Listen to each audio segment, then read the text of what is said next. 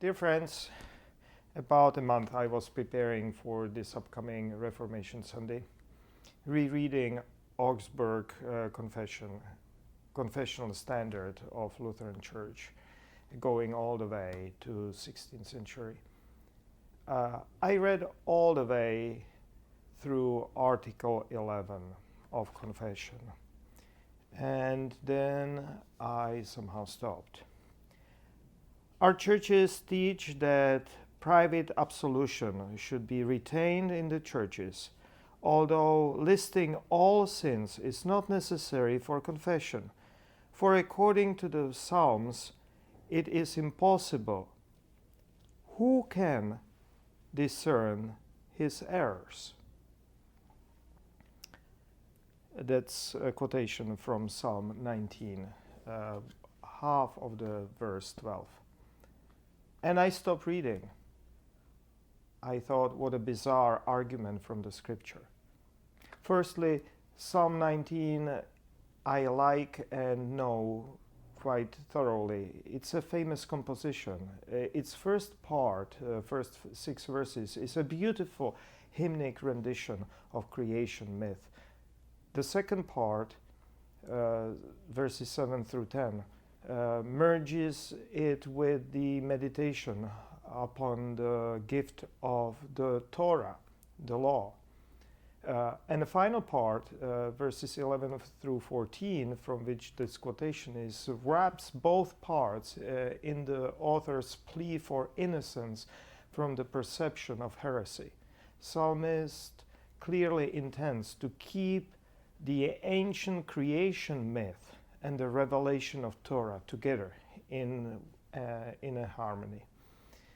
The biblical half verse, verse 12a, is quoted out of context and without understanding of its wider cultural, literary, and religious context.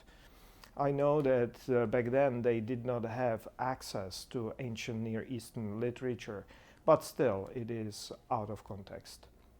Secondly, even the terminology of the article is muddied.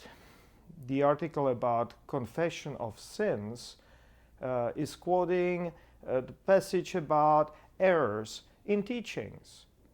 There is, of course, overlap between sins and erroneous teachings, but also a clear and large difference in theology as well as in everyday life. And thirdly, and most importantly, what kind of epistemology is it? How could the authors even think that this is a satisfactory argument in matters of practical theology, in deciding the need for thoroughness or lack of confessions, or depth of self-examination?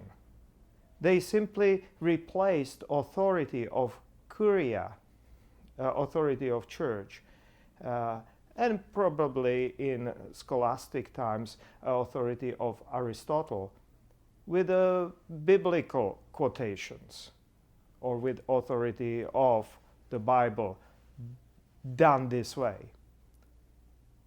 All the other Reformation confessional standards, not only Lutheran, and I need to be clear about that, are riddled with similar examples of biblical, what we would these days call proof texting. To a greater or lesser extent, they all use the Bible, biblical text, as an epistemological jimmy, which could be used, manipulated, and twisted to open any and every question in faith and in life. Here is the beginning of biblical fundamentalism, the original sin of Protestantism, and we can see that it goes really back to the very beginnings of Protestantism. And we have struggled with it ever since. There is a beautiful standard within the Reformation tradition stating Ecclesia semper reformanda est. Church is in need to be constantly reformed, or church is reformed all along. In our times, more than ever, we need to consider Reformation or even new formation for our church and theology in our days and in our context. So come and join us as we seek a new sweet Reformation this Sunday.